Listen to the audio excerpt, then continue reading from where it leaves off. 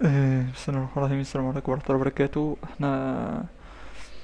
احنا اتكلمنا في الشرح اللي فات عن شرح برنامج الفيرجوال ماشين، ازاي نسطبه ونقفل الاوبشنات بتاعته. تمام. ازاي ان احنا نقدر نعمل كيسة وهمية عشان نشتغل عليها ونطبق الشروحات اللي هنعملها هنقدمها في الكورس دوت عليها. اه انا هحاول اكون بطيء الكلام شوية عشان لاحظت في الفيديو اللي فات ان كلامي سريع، فطبعا هتحس ان في كلام متاكل، ففي الفيديو ده ان شاء الله هيكون الكلام ابطأ شوية. النهاردة ان شاء الله هقدم لكم ازاي نقدر نقسم هارد. طبعا احنا لما بيكون في هارد جديد جايبينه، ازاي نقدر نقسم هارد دوت باسطوانة الويندوز الاكس بي. تمام. او ازاي ان احنا لو هارد متقسم عاوزين نلغي تقسيمه خالص، تمام، نرجعه جديد يعني ونقسمه من اول جديد تاني. تمام. آه وازاي ان احنا نسطب نسخة ويندوز اكس بي. ده اول فيديو معانا يعتبر في شرح الويندوز اكس بي. تمام. طبعا احنا محضرين الادوات اللي نشتغل بيها. عندنا برنامج الفيرجن ماشين اهوت، عندنا جوه النيو فولدر دوت نسخة اكس بي بروفيشنال سادة خالص. تمام. النسخة ديت طبعا هكون رافع لكم الرابط بتاعتها عشان هتنزلوها وتطبقوا الشرح عليها. تمام. هي طبعا بصيغة الايزو. بسم الله الرحمن الرحيم. اول حاجة نفتح البرنامج اللي هنشتغل عليه كيسة وهمية. تمام. البرنامج اهوت، ده البرنامج، ده سطح المكتب بتاعنا، احنا ملناش دعوة بالكيسة اللي برا خالص. تمام. احنا عندنا زي ما احنا قلنا المرة اللي فاتت، الاكس بي ده هو ده الهارد اللي هنشتغل عليه، الفولدر ده. تمام. البرنامج الوهمي هيقرا هارد، يعني هو ملوش دعوة بالحاجات دي كلها. يعني هل معنى مثلا لما اسطب ويندوز الحاجات اللي برا دي هتروح؟ لا. الحاجات اللي هنا دي كلها هتروح؟ لا. تمام. انا بتعامل جوه الفولدر ده بس، كأني شغال جوه الفولدر ده بس.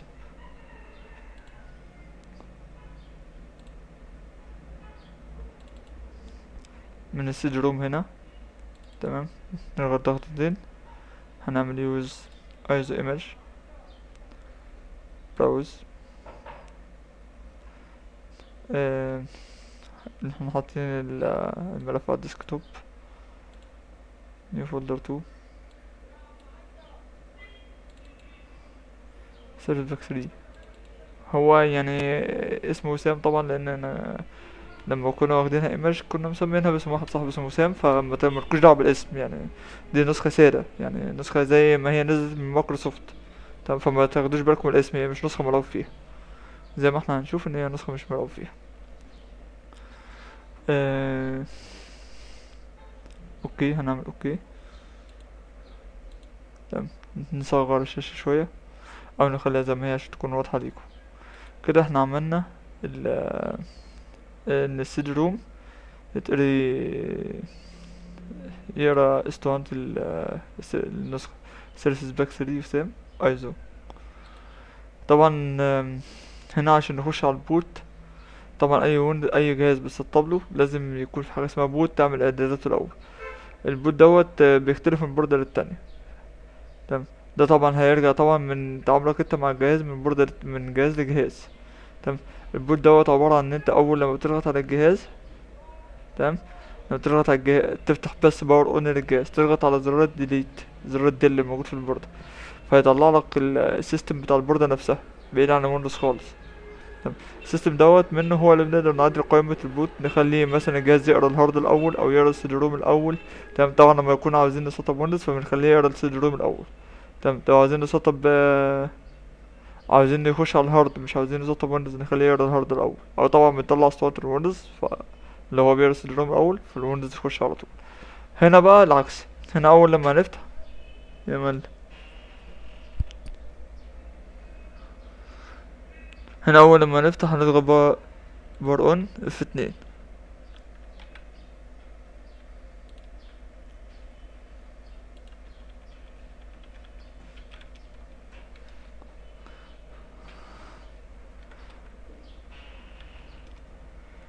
من القائمة اللي ظهرت هنختار قائمة البوت.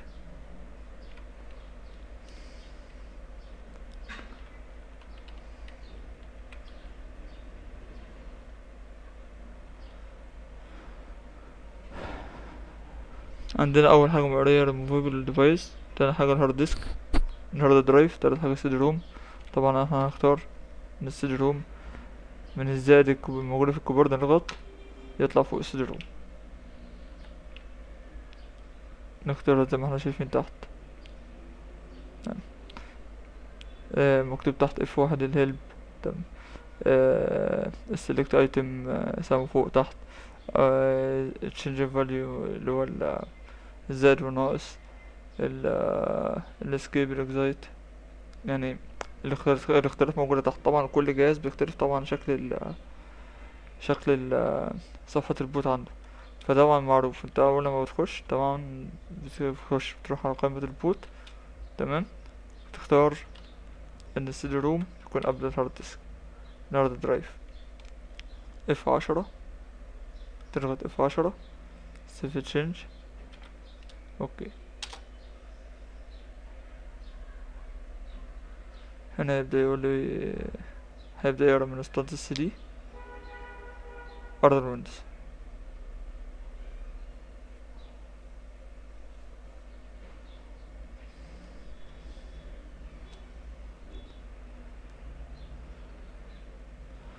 طبعا هنا مرحلة التشيك بيعمل زي تيست على الجهاز، الرامات، بروسيسور، هارد، الحاجات دي كلها يشوفها هل هي صالحة لاستخدام الويندوز اكس بي ولا لأ، وشرح وتسمح بتسطيبه ولا لأ. طبعا هنا ظهر لي بيقول لي انت عندك هارد 15 جيجا. تمام. مش متقسم. تمام. فعاوز تقسمه ازاي؟ تمام. ده طبعا هناخد دلوقتي ازاي نقسمه، وازاي ن... نلغي تقسيمه. لو احنا جايبين هارد جديد، تمام، دي طريقة التقسيم. تمام. في عندك مكتوب تحت الانتر انستول، السي كريب بارتيشن، الاف 3 كويت. تمام. فاحنا عشان خاطر نشتغل هنعمل كرييت حرف السي. هتدي سي كام مثلا؟ هنفترض مثلا ان انا عاوز اقسم 3 بارتيشنات مثلا على سبيل المثال. تمام. يبقى انا عندي 15 جيجا، يبقى انا مثلا اعمل 5 و5 و5 مثلا. يبقى انا هكتب هنا الخمسة، بكتبهم 5000.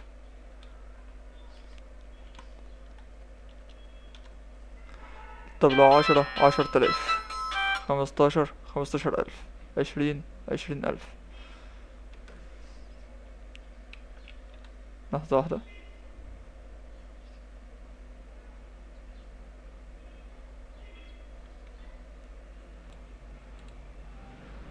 آه آسف للانقطاع. احنا قلنا هنقسم البارتيشن الأولاني 5، والتاني 5، والتالت 5. لو أنا عاوز أقسم مثلا بارتيشن 50 ألف، 50 جيجا، أكتب 50 ألف. يعني أنا بكتب الرقم اللي أنا عاوز أقسمه، تمام، واكتب جنبيه 1000. يعني أحط جنبيه 3 أصفار، مش 1000، بحط جنبيه 3 أصفار. طب ايه الأحجام المناسبة؟ طب الأحجام المناسبة هنتكلم فيها بعد ما نقسم. طبعا احنا ادي 5000، هو كده عمل لي السي. نزل تحت، هنضغط على حرف السي تاني. السي طبعا دوت اللي بينزل عليه الويندوز. هننزل تحت، هنضغط على حرف السي. 5000. طبعا هو مش بيكتب لك يعني مش بيديك 5000 5000، هو طبعا بيقطع ذاكرة افتراضية ليه، فطبعا الرقم بيكون اقل. انتر. 4997. اللي تحت منه كرييت، اللي هو السي. انتر.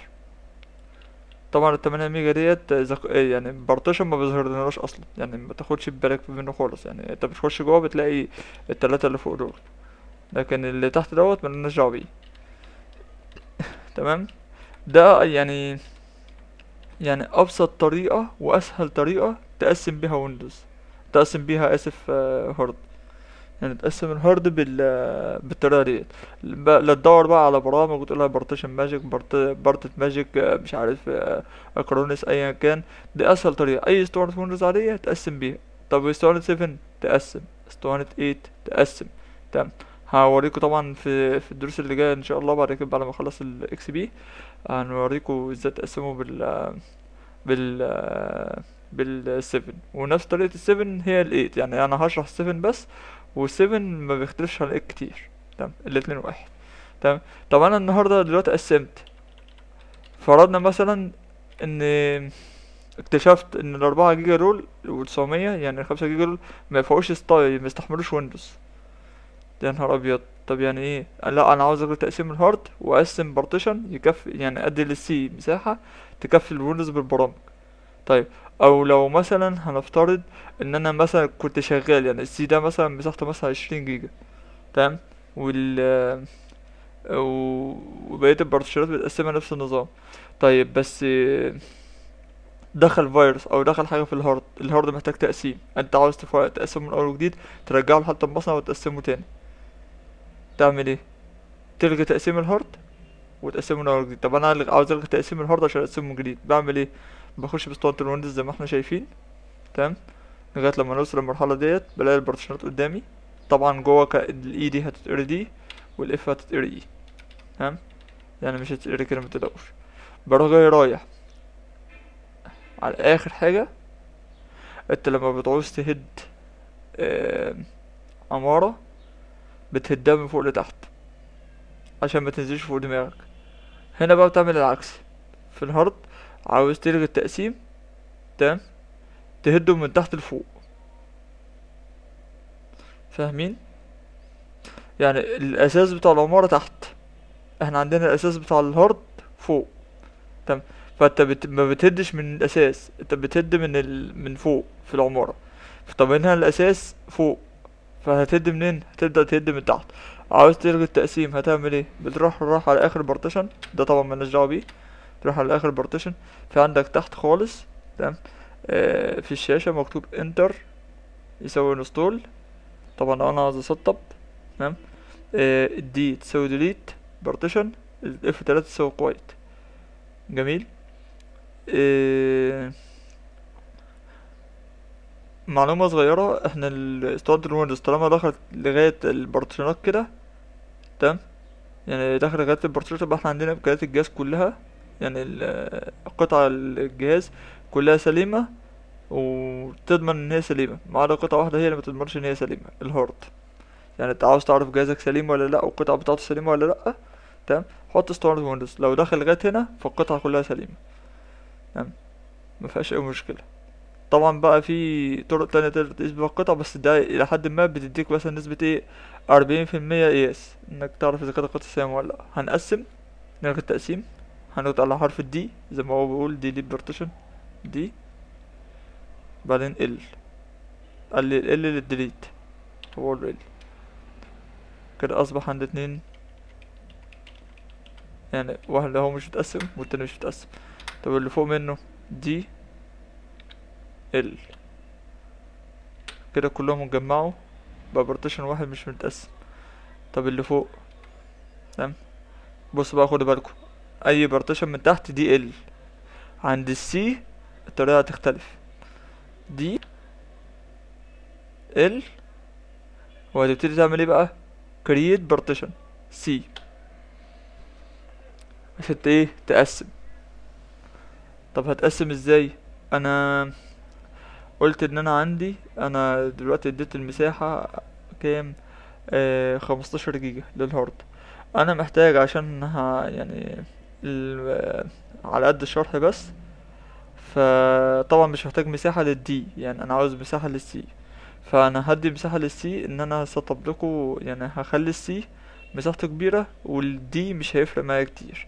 فهحتاج مثلا في السي وليكن مثلا 8 جيجا، او هخليه مثلا 9 جيجا، عشان هو مش هيفرق معايا كتير. 9 جيجا يبقى كام؟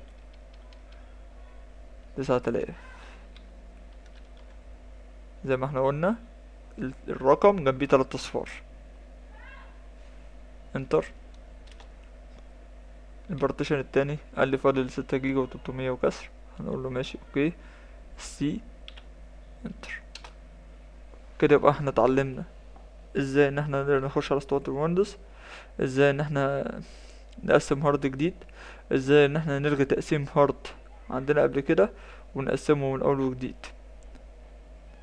احنا اتعلمنا 3 حاجات: ازاي ان احنا نقدر نخش على اسطوانة ويندوز، ازاي ان احنا نقدر نقسم هارد جديد، ازاي ان احنا نلغي تقسيم هارد قديم ونقسمه من اول وجديد. تمام. هنبدأ التسطيب. تسطيب الويندوز الاكس بي هيبقى 3 مراحل: مرحلة بتاعة الفورمات والكوبي، المرحلة التانية بتاعة الانستليشن، المرحلة التالتة بتاعة تقفيل النسخة. انا ان شاء الله هحاول في مرحلة الانستليشن، يعني هوريكم يعني اول لما اخش على الانستليشن. تمام. طبعا مش هيظهر لي اي جديد، يعني مش هيظهر لي اي جديد. تمام. ف هبقى اوقف التصوير لغاية لما يخش على المرحلة اللي بعد منها. هو بيرستر لوحده، انت بتعملش اي حاجة. تمام. هنخش اول لما يخش على المرحلة التالتة. تمام. هبدأ اكمل التصوير تاني. فاحنا طبعا هنعمل انتر انستول يعني. في عندك هنا 4 طرق للفورمات. قالك فورمات نت اف اس للكويك، فورمات فات كويك، طبعا اللي هو يعني فورمات سريع يعني. تمام. فورمات ان تي اف اس بطيء، فورمات فات بطيء. لو الهارد جديد خلاص احنا بنعمل كويك، اصل مش تجديد. تمام. الفورمات البطيء دوت في حالة ان احنا شاكين ان الهارد فيه مشكلة عاوزين نتأكد منه. في حال مثلا ان الهارد مثلا فيه فيروس شديد، عاوز تقضي عليه تماما يعني. في حالات معينة، في حالة مثلا ان انت شغال صيانة وجايلك جهاز ومش متأكد اذا كان الجهاز ده عليه فيروس جديد ولا لا، فبتفرمطه في فورمات بطيء. تمام. لكن لما يكون جهازك وانت واثق من الهارد بتاعك، او مثلا انت شاري الهارد جديد، فيفضل ان انت تشتغل ان تي في اس سريع. طبعا الفات ده خلاص ما عادش حد بيستخدمه، الفات ده والفات ده، لان ده كان نازل ويندوز 95 98 ميلينيوم 2000. تمام. ده كله كان بيستعمل الفات. لان تي في اس طبعا سيستم اسرع بكتير من الفات وافضل بكتير. اول اختيار.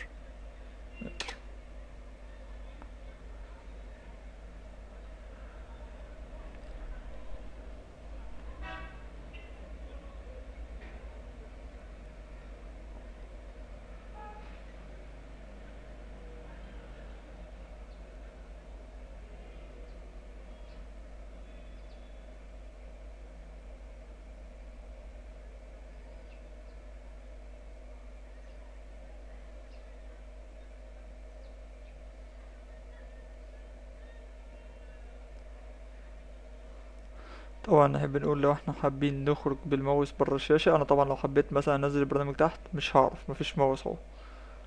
تمام. انا بحرك الماوس، مفيش اي ماوس ظاهر على الشاشة. لو حابب اخرج بره البرنامج، انا كده بتعامل في كيسة جوه. تمام.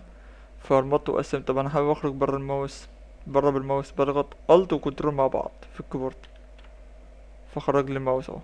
لو انا جيت نزلت برنامج الويندوز بره شغال طبيعي، ممكن اشغل حاجتي عادي، مفيش اي مشكله. البارتيشن اللي احنا شغالين عليه اللي جوه الفولدر اهوت، مفيش اي مشاكل.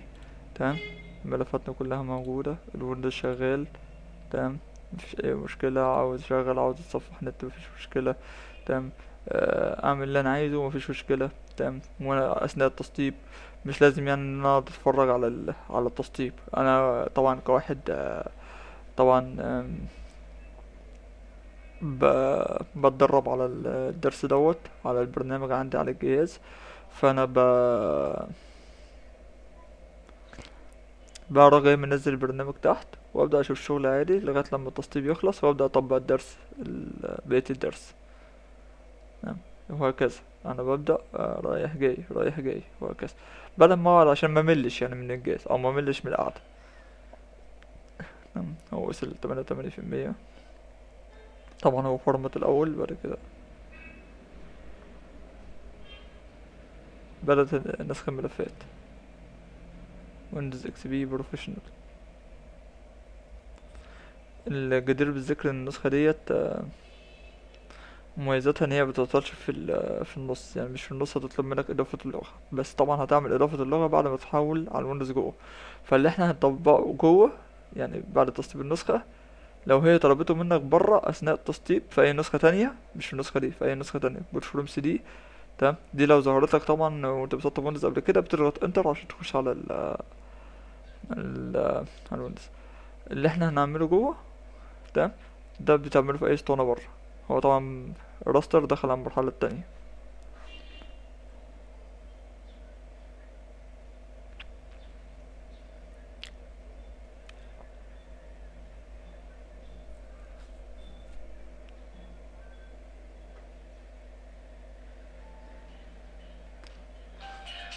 هنا بقى مرحلة التسطيب. تمام، هنوقفها. طبعا 39 دقيقة مبتبقاش 39، طبعا هو بيبقى أقل من كده بكتير. فاحنا هنوقف لغاية لما يخش على المرحلة التالتة.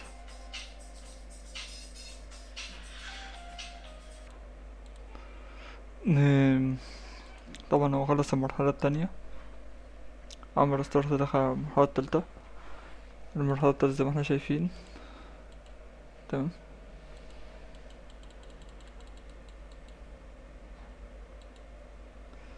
آه، بنكتب اوكي، هنستنى ظهرنا، بعدين تاني اوكي.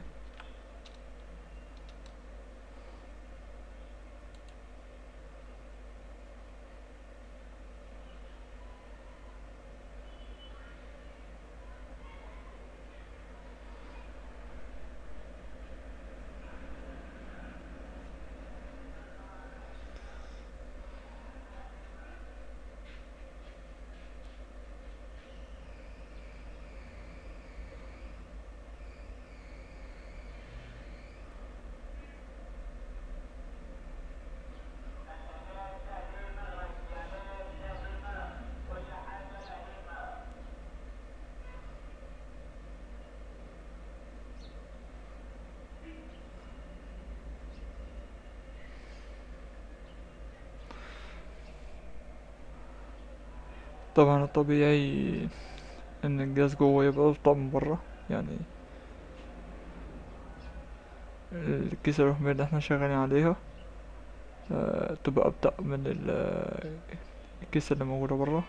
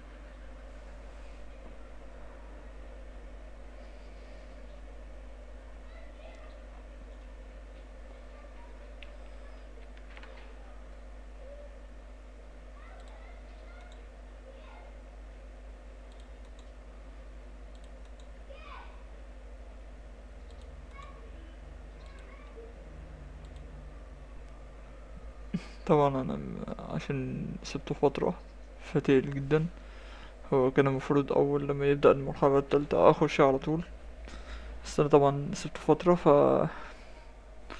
ده اللي انتقل الدخول بتاعه او الستارت اب بتاعه. آم، جدير بالذكر قبل ما يفتح الجهاز اللي هنطبق عليه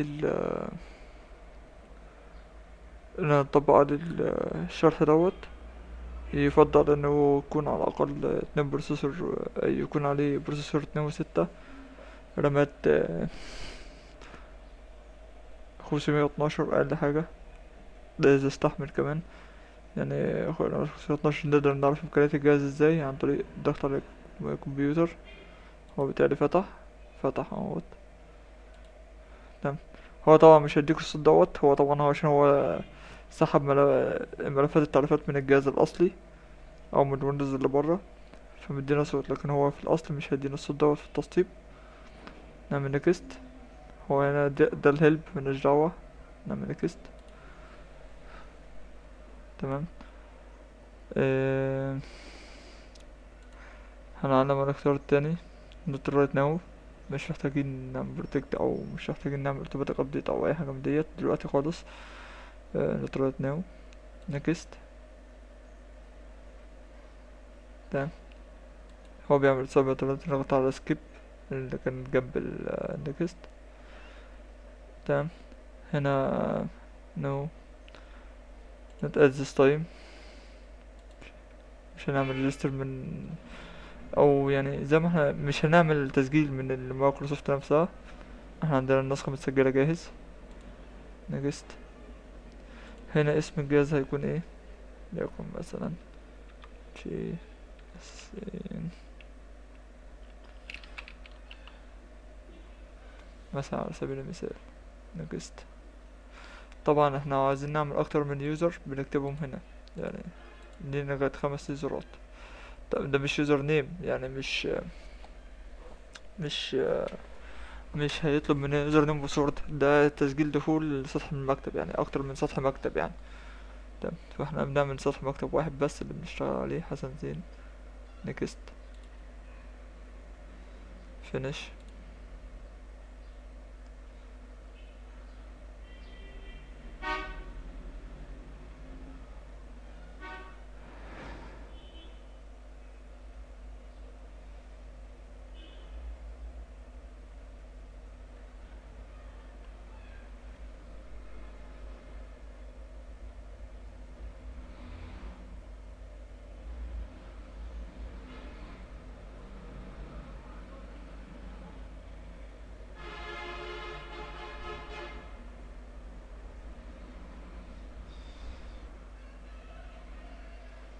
كده هو فتح معانا.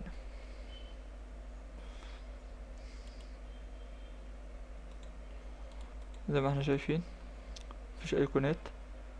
هو هنا ظهر لنا الرسالة الافتراضية بتاعة الفايرول، بنضغط عليها عشان يفتحها لنا، ونروح على تشينج بتاعة البروكسي، هنشيل علامات الصح عشان نقفلها مش محتاجينها. تمام. ده التاور بتاع الاكس بي برضه مش محتاجينه، كنسل. وده الابديت عشان الويندوز ما يعملش ابديت فيتضرب. تمام. ما يعملش ابديت من موقع مايكروسوفت، لان طبعا النسخ دي مبتبقاش نسخ اصلية. مور اوبشن، نقوله turn off. آم، في حاجة مهمة، نزل الايقونات ازاي. كليك يمين، كليك يمين، بروبرتيز، ديسكتوب، كاستمايز ديسكتوب، ما دوكيمنت ماي كمبيوتر نتورك بيسز. اوكي. اوكي. هنا كده ايقونات ظهرت لي. تمام. في حاجة مهمة، لو جينا نعمل مثلا وليكن فولدر اهوت، هنكتب بالعربي.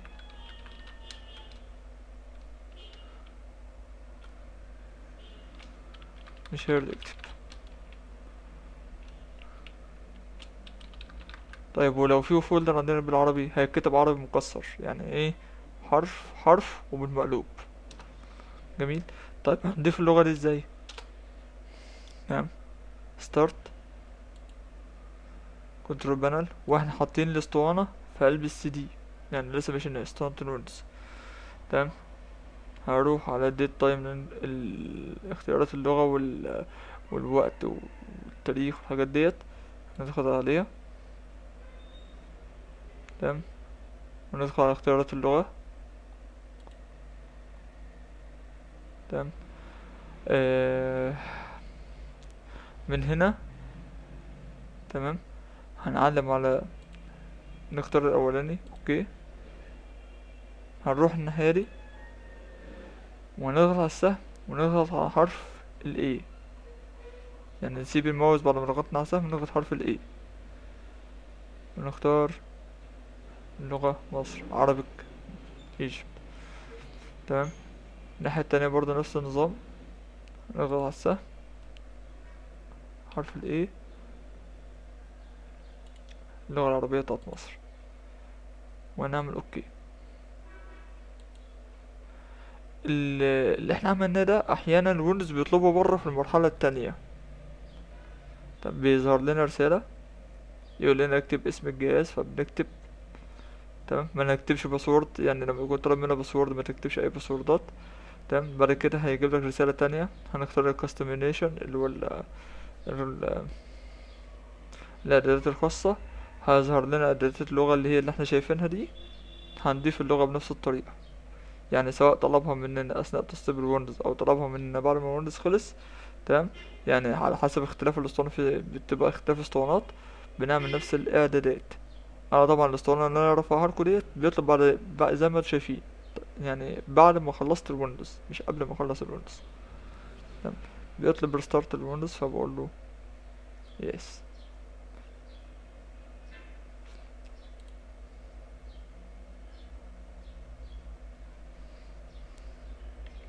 اطلع برا.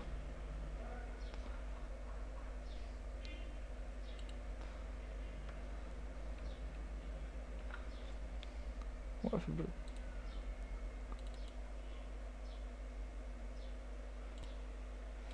الويندوز فتح تاني. نعم. آه في يعني شوية حاجات مهمة كده عاوز انبه عليها.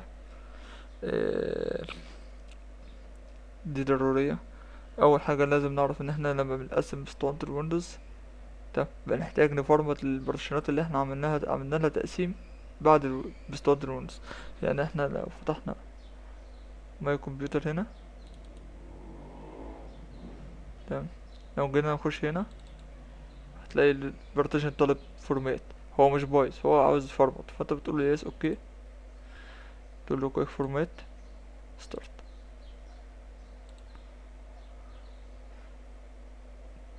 ان اي ويندوز بيقسم ما بيفرمتش، فانت بتفرمت بعد ما تخش على الويندوز. دي النقطة الأولانية. النقطة التانية، احنا زي ما احنا قلنا الجهاز اللي هتطبق عليه الشرح اللي انت هتشوفه يكون امكانياته تكون على الاقل معقولة. تقدر تعرف البروسيسور والرامات بتاعتك ازاي. لو انت ويندوز 7، تمام، كليك يمين على الكمبيوتر، بروبرتيز، هتلاقي البروسيسور بتاعك هنا. لحظة واحدة يا جماعة،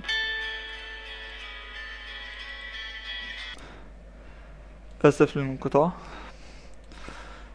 احنا قلنا ازاي ان هنشوف امكانيات الاجهزة بتاعتنا اللي هنطبق عليها الشرح دوت عشان تبقى مستحملة ويندوز برا ويندوز جوه. اه قلنا كليك يمين، بروبرتيز. تمام، في عندنا هنا في السفن، ده شرح طبعا على السفن، البروسيسور، تمام، وال والرامات. طبعا انا عندي هنا 2 بروسيسور، تمام، رامات 4، فاللي هو الامكانيات تساعدني ان انا اعمل ويندوز 2 و3 و4 و5 زي ما انا عاوز. تمام. بالنسبة في الويندوز اكس بي، هنضغط كليك يمين على الكمبيوتر، بروبرتيز، تمام، بلاقي الامكانيات هنا اهيت. تمام، البروسيسور اهوت، تمام، والرامات. أيوة. طبعا هو قال البروسيسور 3 هنا و3 هنا، تمام، والرامات طبعا هو قال 1 جيجا. طب ليه هنا قاري 1؟ تمام، وهناك قاري 4. انا المفروض ايه، انا عندي رامات 4 جيجا، ليه هنا قاري 4 وهنا قاري 1؟ عشان انا جوه مديله في السيستم بتاعه رامات 1 جيجا، اهو 1024. هنا طبعا انا ممكن اغيرها، اطفي الجهاز، يعني اعمل باور اوف للويندوز، اه مش هدور الويندوز، وانا غير الرامات من هنا براحتي، مفيش مشكله. تمام، رامات 1. دي النقطه التانية. ال- النقطه التالتة والاخيره والمهمه اللي حابب اقفل عليها الشرح بتاع النهارده، عشان طبعا الفيديو مبقاش طويل قوي. هنفرض ان احنا كان عندنا فيروس، في فيروس اصلا منتشر كتير جدا، اللي هو الفيروس الاوتوران وملحقاته. ان انت لما تيجي تفتح مثلا ماي كمبيوتر، فتيجي مثلا تفتح دي، لو انتوا شايفين بصوا تحت هنا ماي كمبيوتر بس اللي مفتوحة، هنا مفيش حاجة جنبها. لما اجي افتح الدي، فتح لي الدي بس، يعني الدي بس اللي مفتوحة مفيش حاجة جنبها. لا، في بقى يعني فيروس منتشر لو انا فتحت الدي، تمام، هلاقيه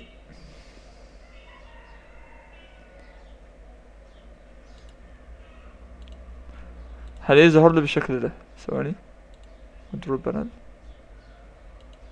نعم، كمبيوتر دي،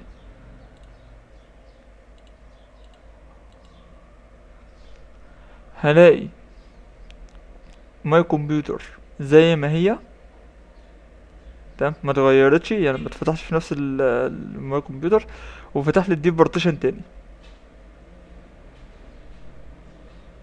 ده اسمه فيروس. فاحيانا في ناس بتحب تغير الويندوز عشان الفيروس دوت، لان طبعا الفيروس دوت ما بيتشالش من السي خلاص، يعني انت لازم تغير له السيستم. طب عشان تشيله تعمل ايه؟ من غير انت فيروس، من غير اي حاجه، الكلام ده كله، تمام، بطريقه يعني بدائيه شويه، مش هنقول بطريقه الناس اللي هم بتوع الصيانه، بطريقه بدائيه للناس اللي بتتعامل في البيت، معهاش امكانيات كبيره او ان هي تشيلها. تعمل ايه؟ مفيش قدامها غير ان هي هتعمل حاجه صغيره، تمام. هتروح رايحه، هتفتح ماي كمبيوتر، هتروح على تولز، ما تفتحش اي حاجه، يعني ما اروحش على دي وافتح، تمام، هتفتح ماي كمبيوتر فقط لا غير، تمام. ويفضل لو هي تعمل ستارت تروح على السيرش، بلاش ماي كمبيوتر. جميل. راحت على السيرش، هتروح على التولز ديت، هتروح على الفولدر اوبشن ديت. احيانا طبعا بيبقى قبل ما تسطب ويندوز الفولدر اوبشن دي مخفيه، طبعا بعد ما تسطب ويندوز هتلاقيها رجعت. هتروح على فولدر اوبشن، هتروح على الفيو، هتعمل شو للملفات المخفيه، وهتشيل علامه الصح التانية ديت، تعمل يس، تعمل اوكي. جميل. وهتضغط على الفولدر هنا، هيظهر لك هنا ماي كمبيوتر، تحت منه البرشنات، لو انا ضغطت على الزائد تحت منه البرشنات السي ودي. هنفترض ان انا عندي مثلا، طبعا انا السي عندي نضيف كده خلاص، انا سطبت ويندوز، عاوز اشيل الفيروس من الدي، هضغط على الدي، مش على الزائد، لا على الدي. هيظهر لي فولدرات، ليكن في فولدر تاني، فولدر تالت، تمام، فولدر رابع، تمام، وملف مثلا زي ده، نسميه مثلا اوتو رن. جميل. وخامس وهكذا. ده مثلا اغاني، ده افلام، ده اسلاميات، ايا كان، تمام. اول حاجه بعملها، طبعا فيروس الاوتران بيكون مخفي، يعني بيكون بالشكل ده كده، وملحقاته بتكون مخفيه.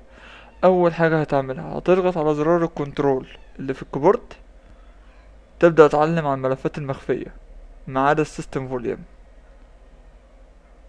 السيستم فوليوم وريسايكل بن، لان غالبا مش هيتمسحوا معاك، تمام. هتروح على الاوتوران، وتعلم مثلا، وليكن ده مثلا مخفي زي الاوتوران، هتروح معلم عليه، هيبقى شكله باهت زي ده، تعلم عليه وتعلم على ده مثلا، ليكن دول مثلا فيروسات، وتروح عامل شيفت ديليت، زرار الشيفت والديليت مع بعض في الكيبورد، يس. طب عملت كده، هتروح قافل زي الشاطر كده، وتعمل ريستارت للجهاز.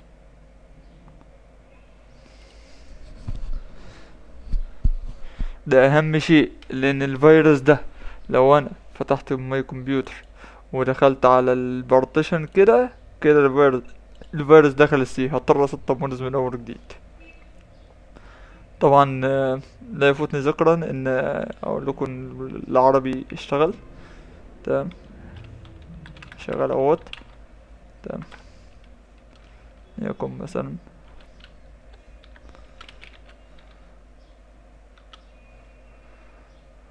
تمام، في التكست،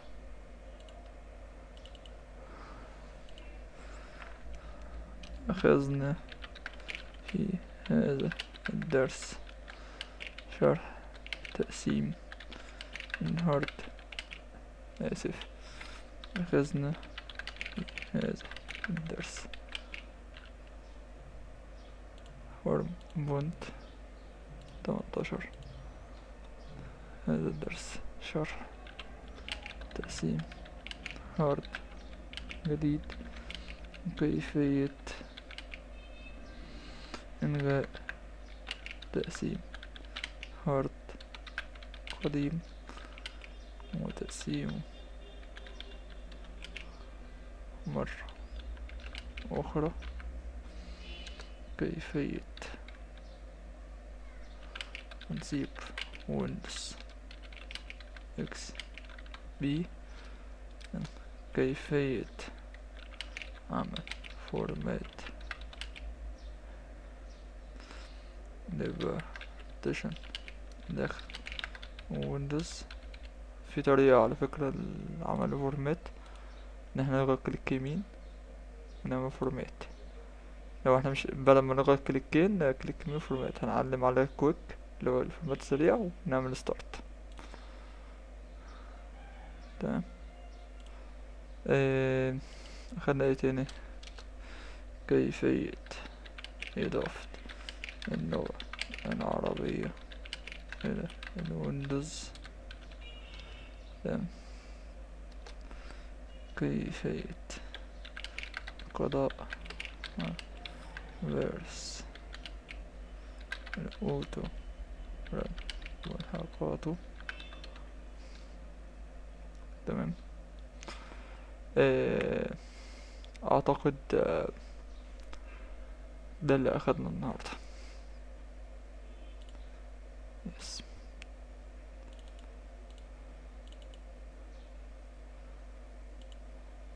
طبعا محدش خد.